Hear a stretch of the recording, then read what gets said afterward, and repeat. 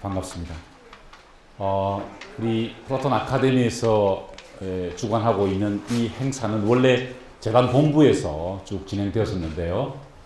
올해부터 이제 각 학교를 순례하면서 이제 행사를 진행하기로 했습니다. 아시다시피 우리 플라톤 아카데미에서는 연세대학교, 서울대학교, 고려대학교 그리고 카이스트 학생들을 후원하고 있습니다. 여기서 순서가 굉장히 중요하죠. 예, 순서가 굉장히 중요한데 사실 이 팜플러스가 연세대학교에서 제일 먼저 설립이 되었기 때문에 또 제가 또 연세대학교도 있기도 해서 이제 연세대학교에서 제일 먼저 이 행사를 시작하게 되었습니다. 다음 회차부터 보시는 것처럼 서울대학교, 고려대학교, 카이스트 순으로 이렇게 계속 순례를 하게 됩니다. 매 학기마다 매 학교를 방문하게 되는데요. 제가 오늘 제일 첫 스타트를 끊게 되었습니다. 저희들은 사실 이 팜플러스 모임을 통해서 매달 한 번씩 모여서 인류의 스승들이 남긴 지혜를 추적하고 있었습니다. 그래서 이번 학기는 예술가들 편입니다. 보시는 것처럼 오늘 제가 미켈란젤로와 까라바조를 하고 바흐와 모차르트, 세잔과 고 그리고 베토벤과 슈베르트에 대해서 계속 공부를 하게 될 텐데요. 모쪼록 이런 행사가 여러분들에게 위한 인문학적 성찰에 큰 도움을 주기를 바랍니다.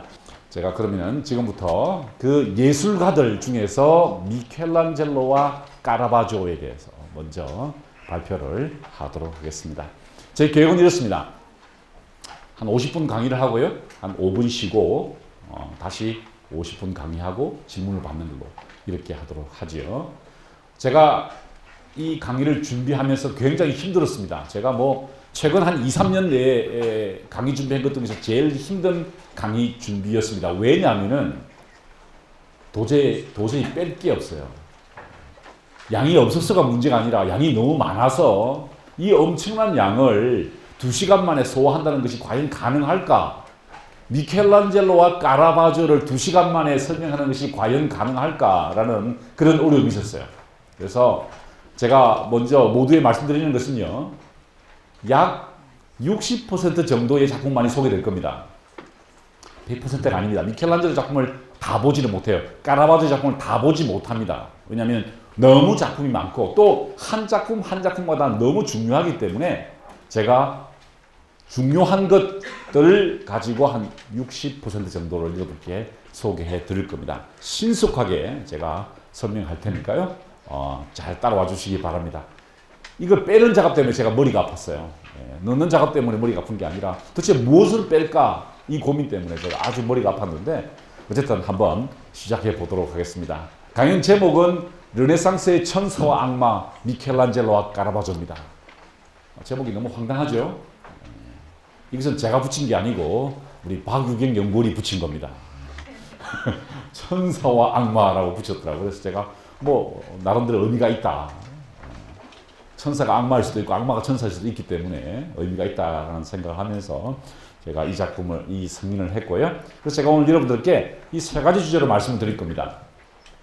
까라바조의 작품 세계를 먼저 살펴볼 겁니다. 아주 대부분의 분야를 차지하겠죠. 그 다음에 이 까라바조의 미술사적 의미는 뭐냐에 대해서 우리 재단 연구원들이 알고 싶어 했어요. 그래서 미술사적 의미에 대해서 설명드리고 마지막으로 지금 오늘 우리에게 주는 교훈은 무엇일까? 우리는 까라바조와 미켈란젤로를 통해서 무엇을 배울 것인가에 대해서 한번 생각해보는 시간이 되었으면 좋겠습니다. 최근에 이런 영화가 나왔습니다. 모뉴먼트 맨이라고요. 혹시 보신 분 계십니까? 예, 몇 분 보셨네요. 제가 보러 갔더니 극장이 거의 텅 비어 있더라고요. 그래서 아주 외롭게 이 영화를 봤는데 이게 실제 사건을 다룬 영화입니다. 클루니가 만든 영화인데요. 아마 이거 돈 벌려고 만든 영화는 아닌 것 같아요.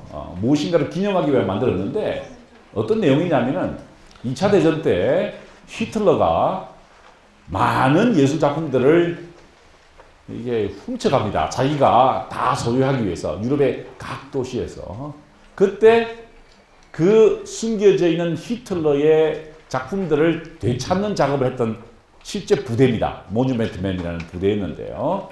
그 사람들이 이 르네상스와 고대의 아름다운 예술작품을 찾아내는 그 장면을 담고 있는데 이것은 실제 영화가 아니고요. 실제 장면입니다. 보시는 것처럼 이 그림이 뭐죠? 산드로 보티첼리의 봄이죠. 프리마베라입니다. 찾아내는 장면이고요.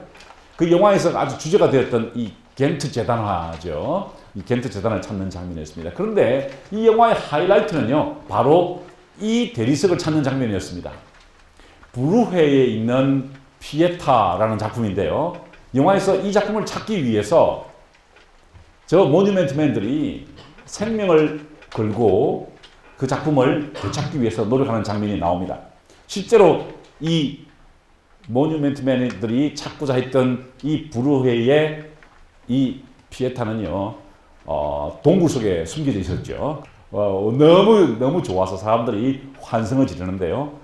이 브루헤에 가면은 바로 이 성당, 바보 성당인데요. 이 성당에 지금도 미켈란젤로의 이 브루헤의 피에타가 전시되어 있습니다. 미켈란젤로 작품이죠.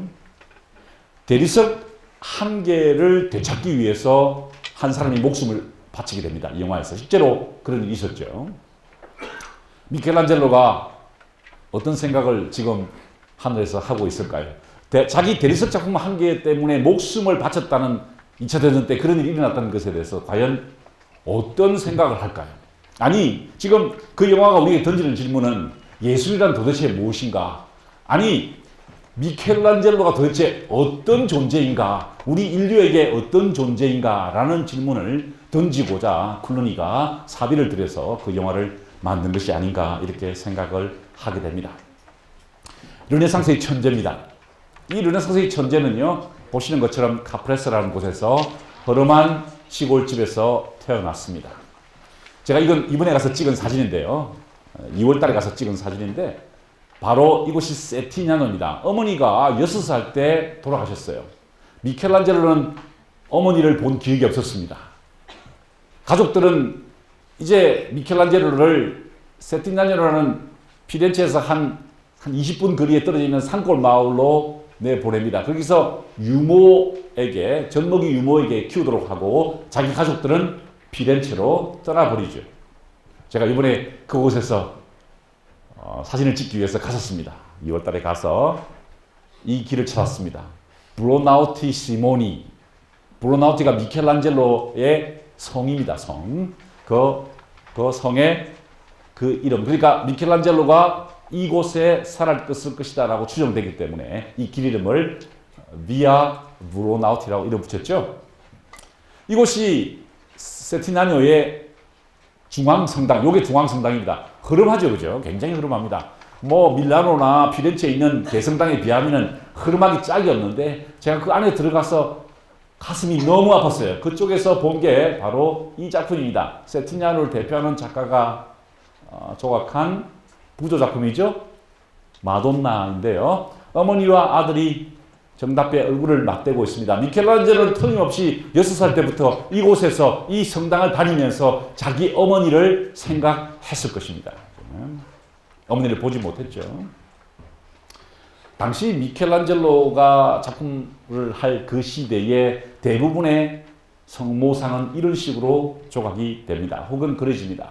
보십시오. 어머니와 아들의 정겨운 모습이 반영되어 있죠. 하지만 미켈란젤로는 어머니를 6살 때 잃었기 때문에 이러한 어머니의 모습을 상상할 수 없었어요. 미켈란젤로가 아마 이곳에서, 제가 사진을 찍었던 이곳에서 저 멀리 이 두오모를 바라보았을 겁니다. 피렌체를 반대편에서 바라본 건데요. 이곳에서 자기 아버지는 저기 살고 자기는 떨어져서 유몸이 돼서 자라게 되었던 것이죠. 10살 때 이제 4년이 지난 다음에 부릅니다. 피렌체로 불러서 문법학교에 입학을 시킵니다. 변호사를 시키려고 했어요. 그런데 아들은 변호사가 되는 것보다 조각과 그림에 더 많은 관심을 가졌지요. 그런데 중요한 것은요, 역시 아버지가 그렇게 자애로운 사람이 아니었다는 것이죠. 그래서 아들과의 관계가 그렇게 썩 좋지 않았습니다. 아버지는 변호사가 되기를 원했고 아들은 그림을 그리겠다고 했었죠. 그때부터 많은 갈등이 부자 간에 생기게 됩니다. 이 어릴 때 미켈란젤로가 어떤 모습으로 조각했는가를 상상해서 그린 좋지 않은 사람의 작품인데요. 제가 이 작품을 피렌체에서 보면서 피티 궁전에서 보았는데요. 참 가슴이 아프더라고요. 이 인상 쓰고 있는 모습 보십시오. 천재 소년이 이제 아버지나 어머니를 잃고 그 아버지에 대한 기대를 벗어나서 혼자서 저렇게 조각하는 모습을 아주 본해하는 모습을 이렇게 조각을 해놨더라고요. 가슴이 굉장히 아팠어요. 가슴이 더 아플 때가 있었습니다. 언제냐면 이 작품을 볼 때였습니다. 여러분 러시아의 샌피터스부르크를 가면요, 그 유명한 에르미타주 박물관이 있죠. 거기 가시면은 이 작품이 있습니다. 웅크리고 있는 소년입니다. 미켈란젤로의 작품이죠. 미켈란젤로의 작품이요, 이탈리아 밖으로 있는 게 3개 있습니다. 4개 있네요. 이 러시아에 하나 있고 루브르의 작품이 2개 있습니다. 나중에 보여드리겠습니다. 그 다음에 아까 보여드렸던 브루헤의 작품이 또 하나입니다. 4개가 있는데 이게 러시아에 있어요. 제가 이 작품을 보면서 가슴이 너무 아팠어요. 미켈란젤로가 자기 모습을 그린 것이 아닐까. 보십시오. 미켈란젤로가 자기 자신의 모습을 이렇게 조각한 것이 아닐까라는 생각이 됩니다. 그때 한국에서 온 여학생, 여자아이가 애처로운 표정으로 이렇게 찍고 있는 장면을 우연히 찍히게 되었습니다. 자, 그 다음부터 미켈란젤로가 거의 독학으로 조각을 하기 시작했는데요. 아주 10대 후반에 조각한 작품입니다. 계단의 성모라고 그러죠. 계단이 있습니다. 이렇게 계단이 있는데 흥미로운 것은 아기가 지금 어머니 젖을 빨고 있는데 일단 조금 이상한 것은요, 어머니의 시선이 아들을 보고 있지 않다는 것입니다. 그죠? 왜 그랬을까요? 또 이상한 점은 이 아기의 모습이 거의 헤라클레스의 뒷모습과 비슷하다는 거죠. 예, 몸짱이라는 겁니다. 예. 우리가 주목해야 되는 그녀의 시선일 겁니다. 아들을 보고 있지 않다는 겁니다. 아니, 이 작품을 했던 미켈란젤로가 어머니를 바로 볼 수 없었다는 거죠. 그래서 미켈란젤로 작품을 특별히 피에타를 보는 관점은요, 바로 이것입니다. 어머니는 절대로 아들을 바라보지 않는다는 거죠. 아들은 기대지만 어머니는 먼 곳을 바라보고 있다는 것입니다. 이것이 톤도 피티인데요. 아까 제가 보여드렸던 그 브루헤의 작품입니다. 걸작 중에 걸작이라고 생각해요. 이게요, 가서 보시면은 지금 우리가 사진을 정면에서 찍었는데 저쪽에서 이렇게 보면은요, 어머니의 표정이 정말 그 보통 어머니의 표정하고는 전혀 다른 차원의 어머니의 표정입니다. 아들의 표정을 보십시오. 아들의 표정도 전혀 다르게 우리가 흔히 생각할 수 있는 피에타와는 어머니와 아들의 관계는 다른 것이라는 것을 알 수 있죠. 물론 그 어머니와의 관계 성서에서 가장 극명하게 드러난 작품은 이 작품이 아닐까 생각이 듭니다. 여러분 너무나 잘 아시는 피에타죠. 이 피에타에서도 역시 이제 장성한 아들이 죽음을 맞이했는데도 불구하고 어머니는 그 아들의 시선을 바라보지 않고 다른 곳을 보고 있습니다. 무슨 말일까요? 아마 저는 이 작품을 보면서 미켈란젤로야말로 가장 극상의 고통과 아픔과 슬픔을 표현할 수 있지 않았을까? 왜? 그가 가지고 있던 트라우마 때문에, 그가 가지고 있던 그 어머니를 상실했고 가정에서 얻었던 그 점 때문에 그것을 극복하려는 노력들이 이렇게 탁월한 작품으로 나오지 않았을까, 이런 생각을 하게 됩니다. 자, 다시 돌아가면은요, 이제 10대 후반에 산타 마리아 델 노벨라 성당에서 이제 그림을 배우게 됩니다. 미켈란젤로는 나중에 그런 이야기를 합니다. 나는 스승 길란다이로부터 배운 것이 하나도 없다, 이런 얘기를 합니다. 예. 아마 제 수업을 들은 많은 학생들도 나중에 저한테 그런 얘기를 할 거예요. 예. 김상근 교수한테 들은 게 하나도 없다, 그 배운 게 하나도 없다, 그렇게 할 건데 그거 환영합니다. 예. 그렇게 돼야 돼요. 미켈란젤로도 그렇습니다. 나는 스승한테 배운 게 하나도 없다. 이 안에서 바로 이 유명한 이 채플에 있는 요 뒤에 있는 그림이 있죠. 토르나 부오니 가문의 채플을 그릴 때 미켈란젤로가 10대 후반 때 어떤 모습으로 아마 이 작품을 도우면서 그린 것을 지켜보았을 것이다 라고 추정됩니다. 하지만 미켈란젤로는 나는 스승으로부터 배운 거 하나도 없다 라고 하죠.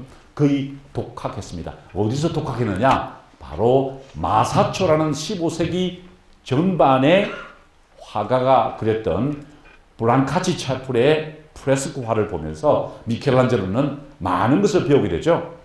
이 마사토의 작품은요, 사실 원근법을 만든 사람이고 르네상스의 정신을 처음으로 그림으로 표현했던 사람이기 때문에 굉장히 중요한 인물이죠. 흥미로운 것은요, 마사초가 그린 그림을 미켈란젤로가 따라 그렸다는 것입니다.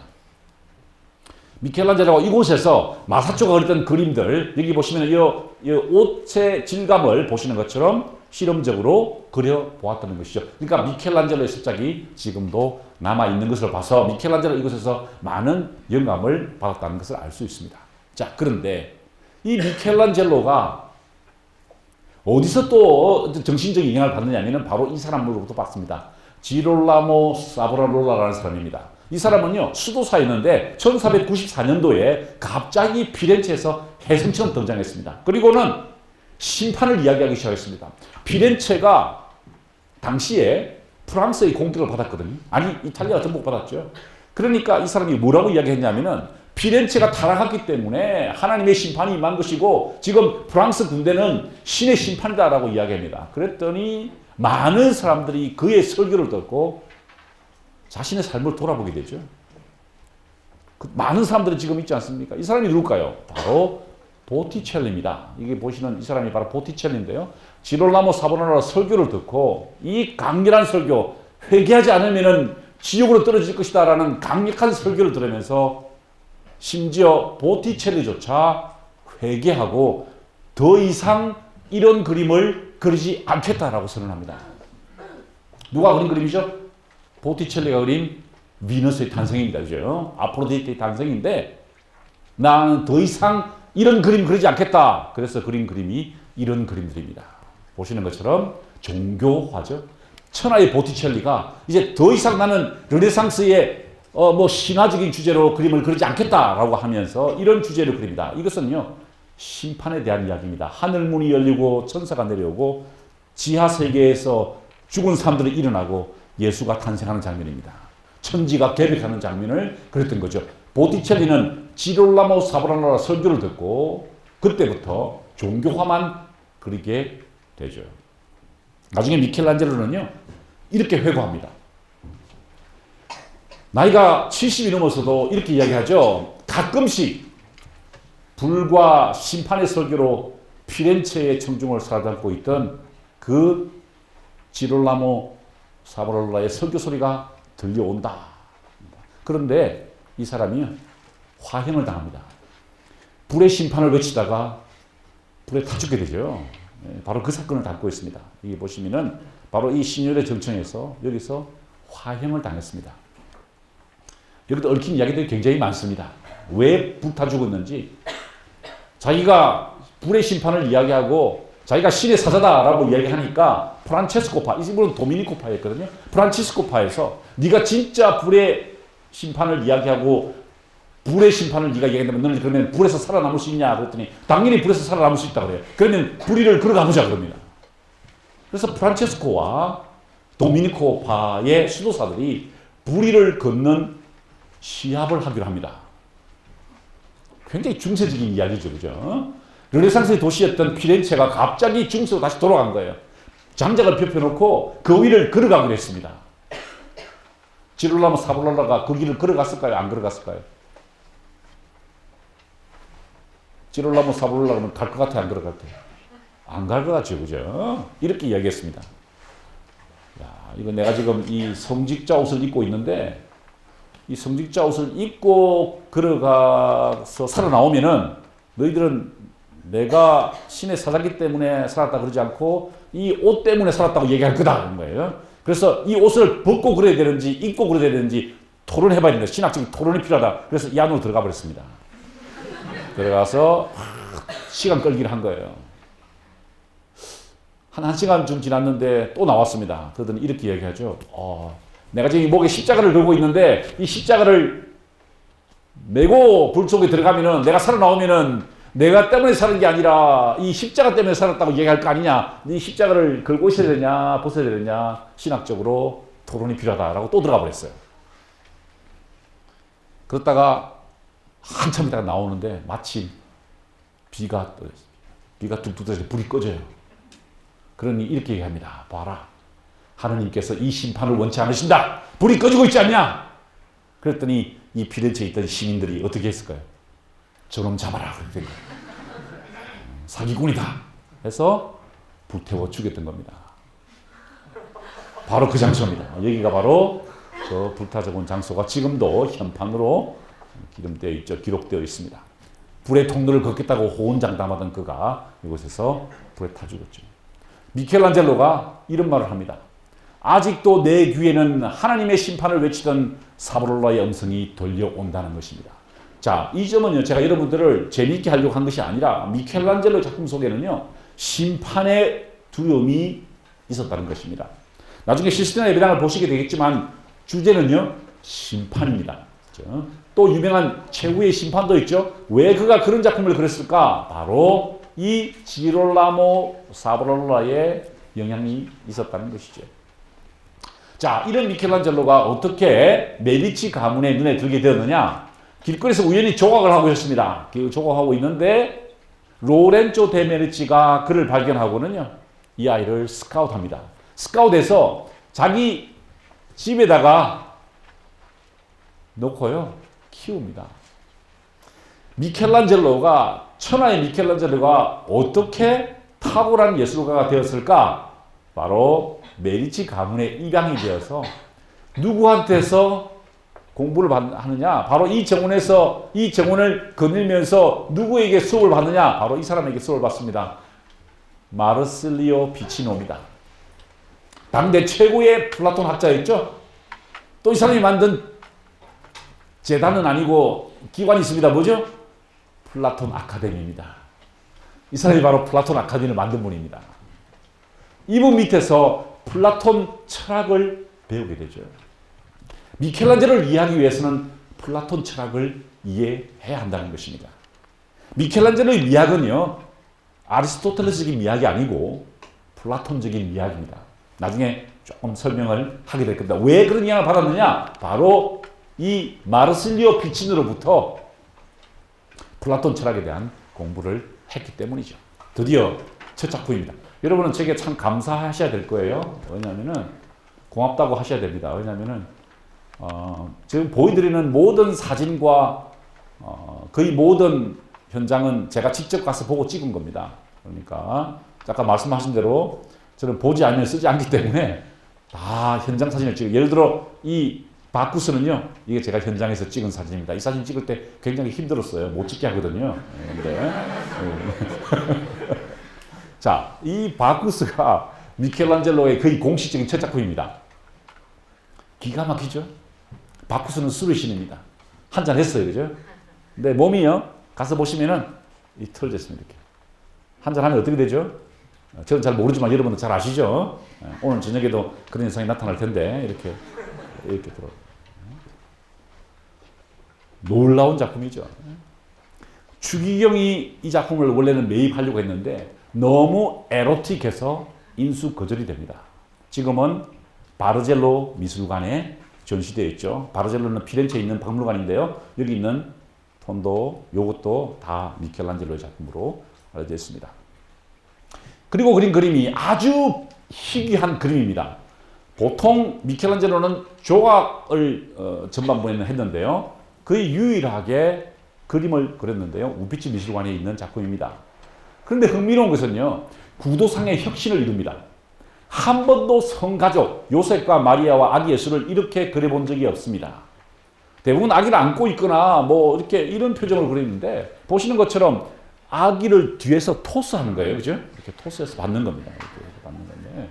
전혀 본 적이 없는 구도를 하고요. 그 다음에 이 조각 그림을 마치 조각처럼 표현한 것을 볼 수 있죠. 보십시오. 굉장히 마치 입체가 이 조각처럼 보이는 그런 그림을 그렸다는 것을 알 수 있습니다. 자, 그러다가 이제 로마에서 첫 작품을 하게 되죠. 이 로마로 가게 된 이유는 아까 추기경의 작품을 이제 하려고 했던 그 작품과 연관이 있습니다. 미켈란젤로가 조각을 하나 했는데요. 그 조각이 가짜다. 왜냐하면 골동품으로 팔았어요. 로마에서 이 업자가 그걸 골동품으로 팔았다. 옛날 고대 유적이다. 그래 팔으니까 가격이 가짜를 알게 돼서 가격을 후에 쳤어요. 그랬더니 미켈란젤로가 그 가격을 받기 위해서 갔다가 이제 로마에 체류하게 됩니다. 1차 체류인데요. 거기서 바로 프랑스 추기경의 부탁을 받고 이 작품을 완성하게 되죠. 24살 때 완성한 조각입니다. 여기 24살 많죠? 인생을 깊이 반성하기를 바라요. 예.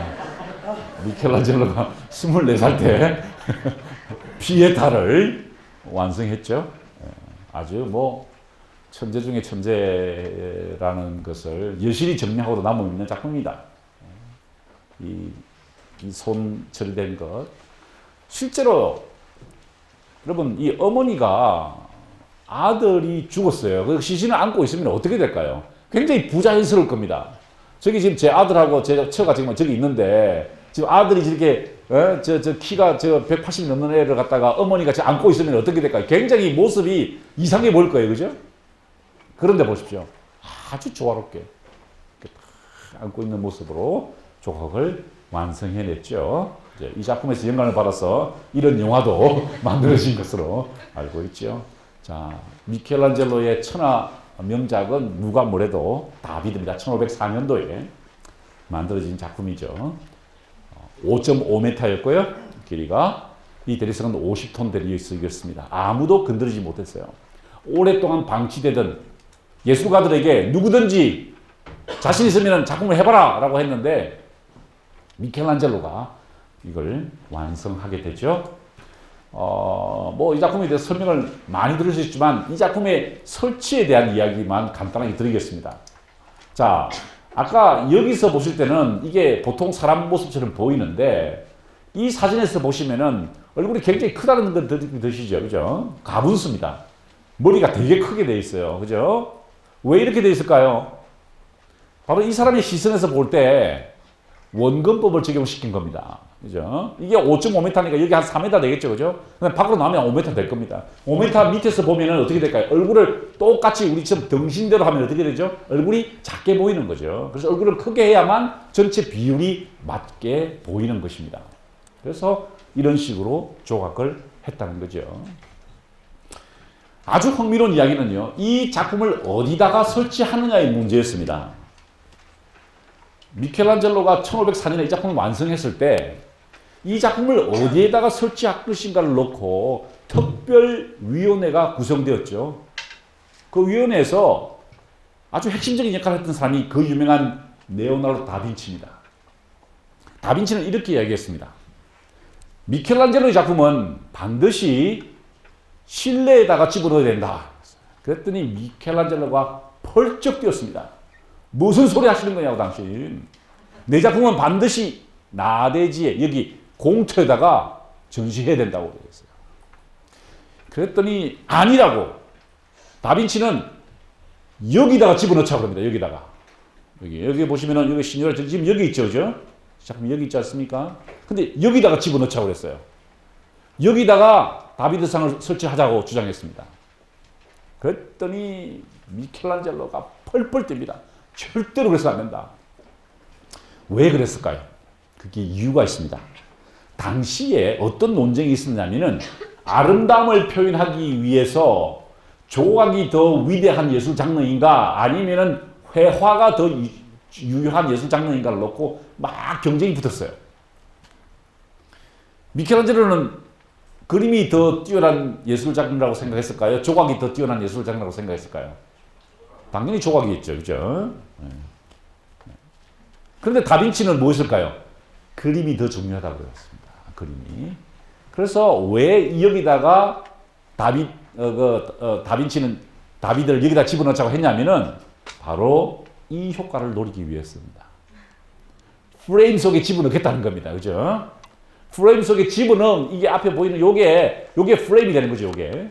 그래서 이 집어넣으면은 조각 작품조차도 뭐로 보입니까? 그림으로 보이는 효과가 있다는 겁니다.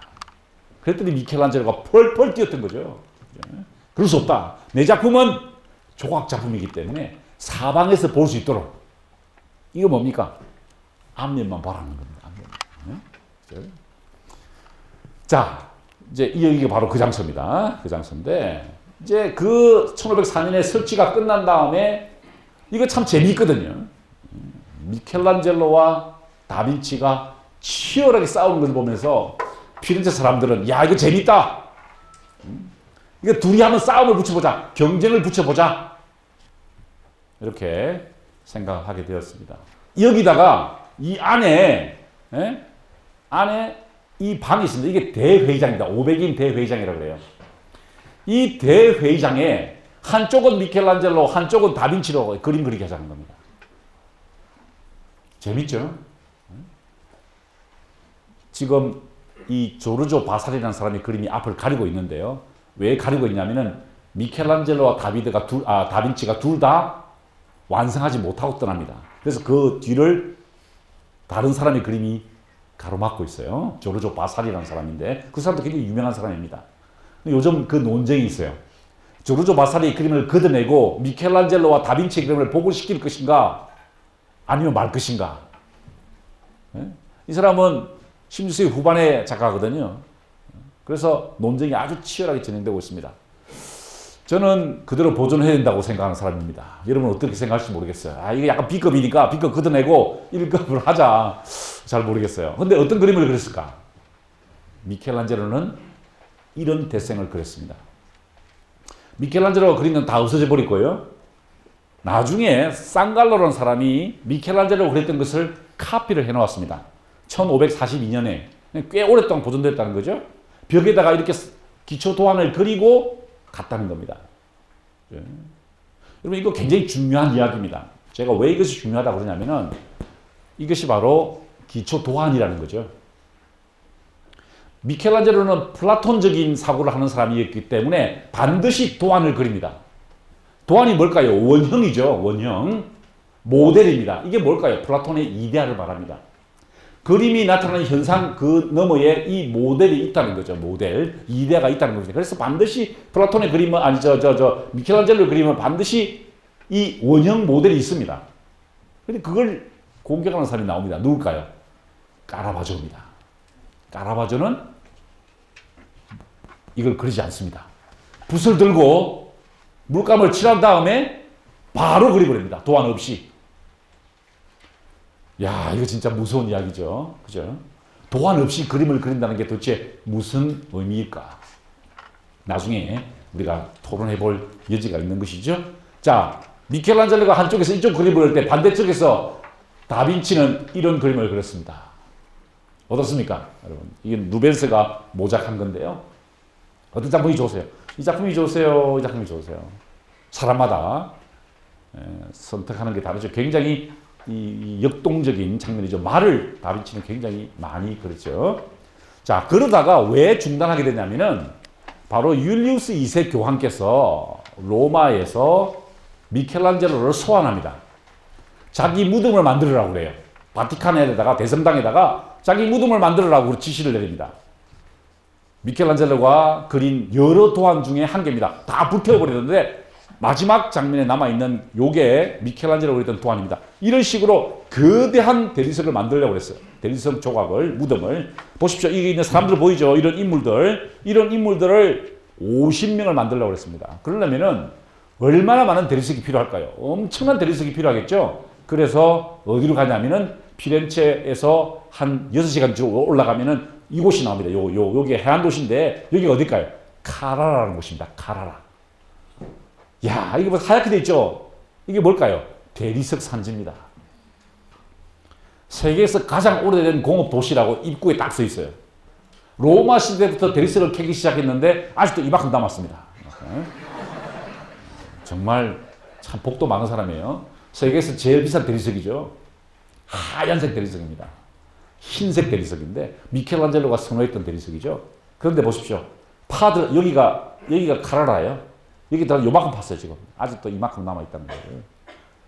바로 이 여인숙이 미켈란젤로가 묵었던 여인숙입니다. 6개월 동안 이곳에서 대리석을 캤는데요.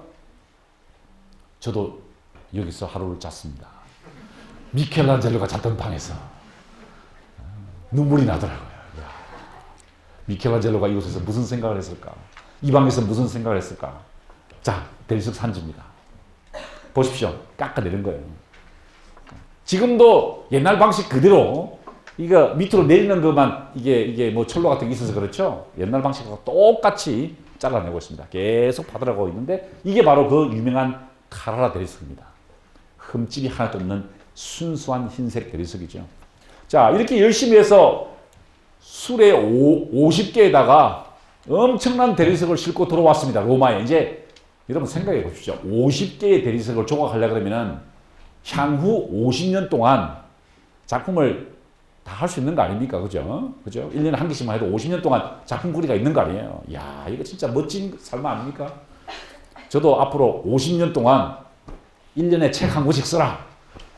나머지는 모든 걸 보상해 주겠다. 그러면 얼마나 좋을까요, 저도? 아무것도 안 하고 책 한 권씩 50년 쓰라 그러면 얼마나 좋을까요? 미켈란젤로가 그런 희망에 부풀었던 겁니다. 왔는데 교황님께서 작업 중지를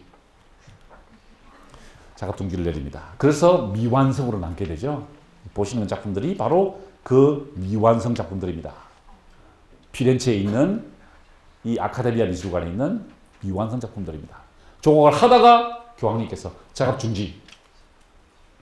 포스트 모던 미학을 하시는 분들은 이 작품이 오히려 더 미켈란젤로의 다비드보다 뛰어나다 이런 얘기를 합니다. 마치 대리석 속에서 뛰쳐나오려고 하는 어떤 보이시죠? 그죠? 뛰쳐나오려고 하는 어떤 모습을 보여주고 있죠. 이 두 작품은 루브르 박물관에 있죠. 미켈란젤로 작품 중에 외부로 있는 게 4개 있다 그러는데 이게 바로 그 2개입니다. 옆으로 설치하려고 했던 노예상들이죠. 루브르 박물관에 전시되어 있습니다. 결국 미켈란젤로가 그 율리우스 2세를 위해서 만든 무덤은요, 이거로 끝이 났습니다. 다 완수하지 못했어요. 그 중에 가장 대표적인 인물이 바로 이 유명한 모세상이죠. 모세상입니다. 이것이 율리우스 2세의 무덤에 놓으려고 했던 작품 중에서 가장 완성도가 뛰어난 작품으로 알려져 있습니다. 1515년의 이야기입니다. 아직까지 미켈란젤로는 한 50년을 더 살아야 돼요. 한참 더 살아야 됩니다. 자, 그러다가 여러분 잘 아시는 유명한 프로젝트를 맡게 되죠. 바로 시스티나 예배당의 천정화를 맡게 됩니다. 여러분 잊지 마시기 바랍니다. 이 사람은 조각가였어요. 그림을 그리는 사람이 아니었습니다. 그런데 이런 그림을 1508년부터 1512년 사이에 그린 것이죠. 제가 신학을 전공했는데 갑자기 내일부터 전자공학과 교수가 되라고 그런 거예요. 그런데 전자공학과에서 컴퓨터를 새로 만들고 놀라운 일을 하는 거와 똑같은 거죠. 있을 수 없는 일입니다. 미켈란젤로가 혼자서 이 작품을 완수해냈죠. 아까 동영상에서 보았다시피 나중에 30년 후에 이번에는 바오로 3세의 주문을 받고 최고의 심판을 완성하게 됩니다. 정말 이 그림이 그려지고 난 다음에 바오로 3세가 무릎을 꿇고 최후의 심판의 순간에 나를 기억해달라고 울부짖었다 그러죠. 교황님께서 이 그림 앞에서 무릎을 꿇고 빌었다는 것입니다. 이 작품은요, 사실 많은 비난을 불러일으켰습니다. 많은 충격을 불러일으켰죠. 왜냐하면은 흔히 그 당시에 미학이라고 간주되던 라파엘로의 그림과는 전혀 다른 그림이 그려졌습니다. 자, 이거부터 볼까요? 라파엘로가 그린 그림입니다. 어떻게 그립니까? 이쁘고 아름답게 그립니다. 그죠? 어떻습니까? 굉장히 우아하죠? 사람들은 그 시대에 이 라파엘로의 그림이 진정한 예술이라고 생각했습니다. 크기도 작고요. 아름답고 또 아주 그 행복한 마음을 불러일으키는 것이 예술이라고 보았습니다. 그런데 바로 그 시대에 미켈란젤로가 이런 그림을 그린 겁니다. 사람들에게 큰 충격을 줬죠. 무엇보다 큰 충격을 준 것은 성당 안에, 그것도 교황님을 뽑는 꽁클레오가 열리는 곳에서 마치 목욕탕에서나 올리는 것 같은 나신들을 그냥 그렸다는 것입니다. 그래서 너무 충격을 받아서 나중에 화가들을 고용해 가지고요, 이 남자들의 이 성기를 다 가려버립니다. 그러면 실제 모습은 어땠을까?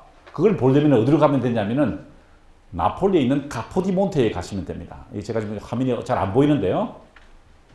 카포디몬테에 가시면은 나중에 이걸 다 가리기 전에 실제 모습을 그대로 그린 모사 작품이 있습니다. 보시는 것처럼 여기 보시면은 그대로 나신을 그대로 그렸죠. 미켈란젤로는 왜 이런 식으로 그림을 그렸느냐? 단테의 영향이 있습니다. 단테의 신곡에 나오는 구절들을 많이 반영을 하고 있죠. 여러분 잘 아시는 지옥문 입구에 뭐라고 되어 있습니까? 여기 들어오는 자 모두 희망을 버려라 라는 구절이 있죠. 그리고 이 카론의 뱃사공에 대한 구절이 나옵니다. 단테 신곡에 나오는 거죠. 눈가에 붉은 태가 둘러져 있죠. 예, 검은 낯빛의 백사공에 털복숭이 얼굴이 털이 막 나 있지 않습니까? 그죠? 카론은 이글거리는 눈으로 그들을 보며 넉장 부리는 놈을 노로 후려쳤다. 이게 노로 후려치는 장면입니다. 바로 그 단테의 신곡 부분을 읊고 있는 거죠. 미켈란젤로는 단테 신곡을 다 외웠습니다. 처음부터 끝까지 외우려고 노력했던 사람이죠. 자, 그러다가 이 미켈란젤로가 이제 경쟁을 하게 됩니다. 누구와 경쟁하게 되냐면 바로 이 사람과 경쟁하게 됩니다.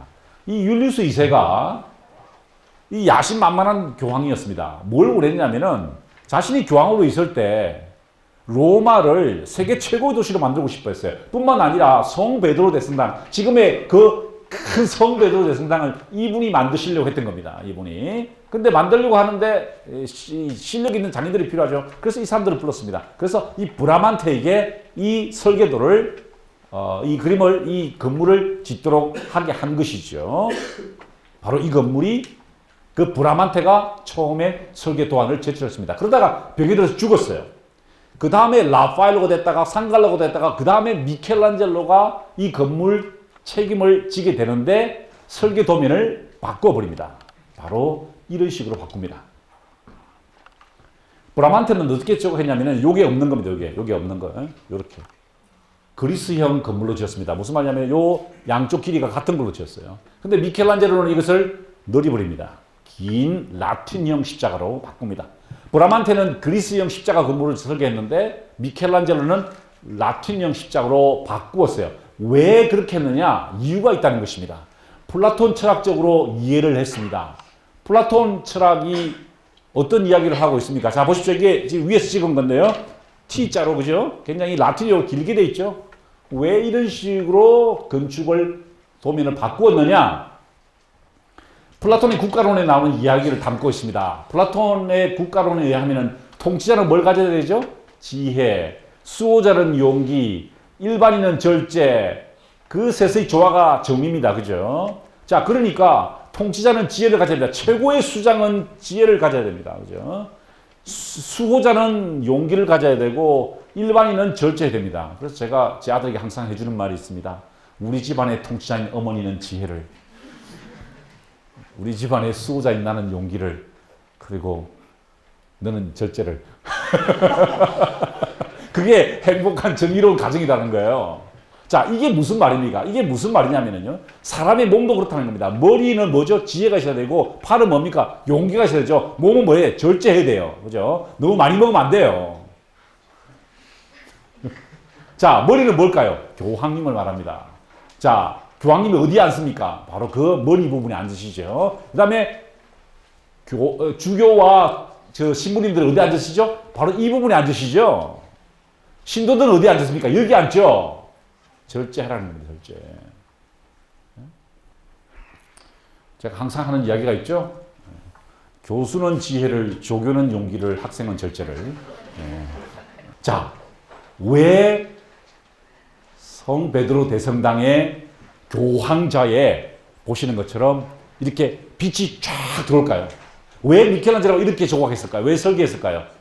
왜 이런 식으로 설계했을까요? 바로 지혜의 빛이라는 것입니다. 어디에서부터요? 하늘로부터 지혜의 빛이 임해야 한다는 것이죠. 자, 이제 무슨 말인지 알겠죠? 왜 이런 식으로 설계가 됐을까요? 미켈란젤로가 왜 교황님이 앉으시는 자리 위에다가 구멍을 뚫어서 빛이 들어오게 했느냐? 지혜에 대한 이야기입니다. 지혜에 대한 이야기. 그리고 여기는 뭘까요? 신도들이 앉는 절제의 자리입니다. 미켈란젤로의 이야기 철저하게 플라톤적이었다는 것을 보여주죠. 그 이후에 미켈란젤로는 또 다른 글자를 남기게 됩니다. 바로 메디치 도서관의 계단입니다. 보십시오. 여기는 라우렌치아나 도서관, 빛의 도서관이죠. 미켈란젤로는요, 처음으로 도서관 건물을, 계단을 이렇게 둥글게 배치하면서요, 어둠의 세계에서 빛의 세계로 나아가는 우리 마음을 준비시켰던 것입니다.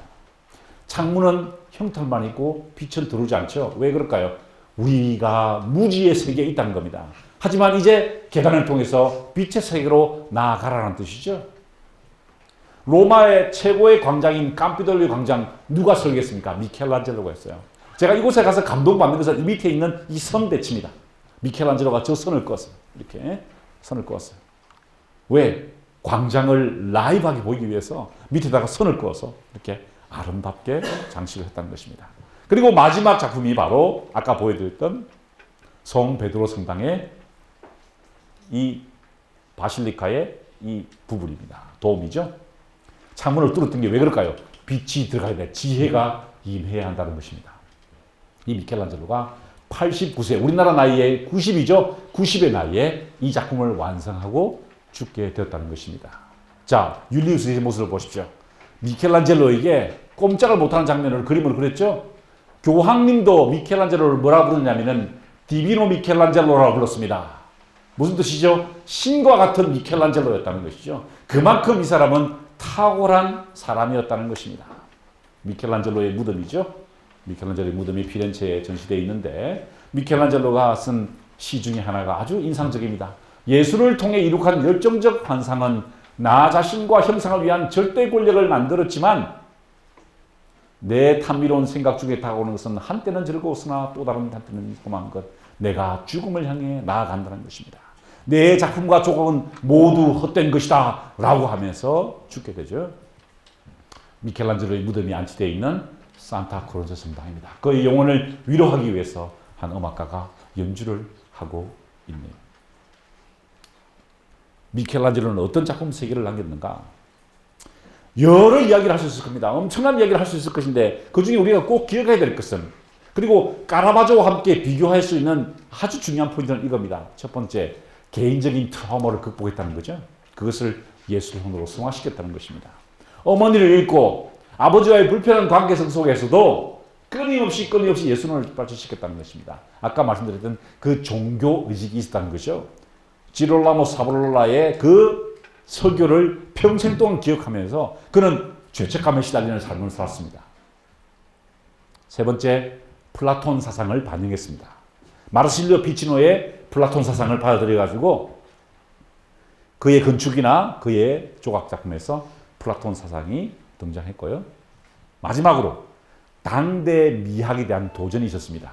어떤 도전이었습니까? 당시 라파엘로 스타일의 그림이 보편적이고 가장 인기가 있었음에도 불구하고 그는 그것을 도전하고 완전히 새로운 차원의 미술을 완성하게 되었다는 것이죠.